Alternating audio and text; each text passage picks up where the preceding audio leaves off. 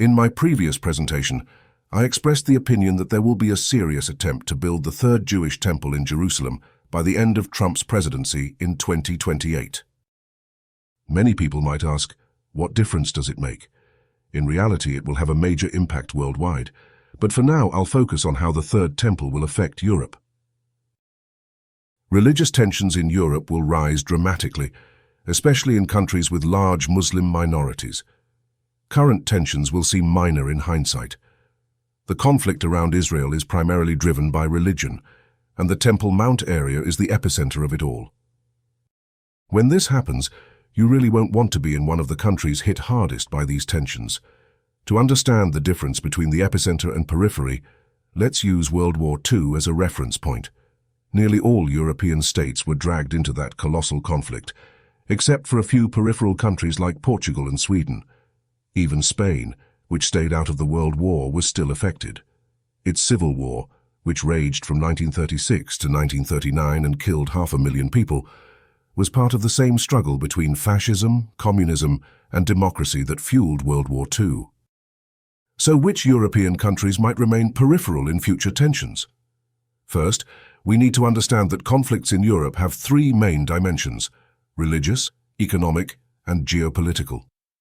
From a religious standpoint, countries with tiny Muslim minorities will be peripheral, while those with large Muslim populations will be at the heart of spiritual tensions. Economically, the periphery consists of countries outside the Eurozone, that is, countries with own currency, and not dominated by the City of London, the world's second-largest financial hub.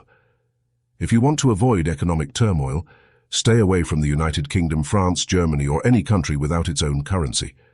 Poland, Czechia, and Serbia, for example, are more insulated from the economic dimension of the conflict. Geopolitically, the main confrontation is between the West and Russia. This East-West conflict won't fade. To stay out of trouble, avoid Ukraine or any other country likely to clash with Russia. That said, not every nation bordering Russia will be pulled into conflict. Some governments may resist the pressure and stay uninvolved. The worst places to be after the temple is built are the United Kingdom, Germany, and France. With large Muslim minorities, financial system pressures, and deep involvement in the West's standoff with Russia, these countries will feel the full impact. Worse, they're also likely to intervene in the Middle East again, adding fuel to the fire. On the other hand, Poland, Czechia, and Serbia are strong candidates for peripheral status, assuming they avoid future risks. A quick note on the UK. As religious tensions escalate, there will be calls for ecumenical dialogue to ease the situation. In England, King Charles III is uniquely positioned to lead such efforts.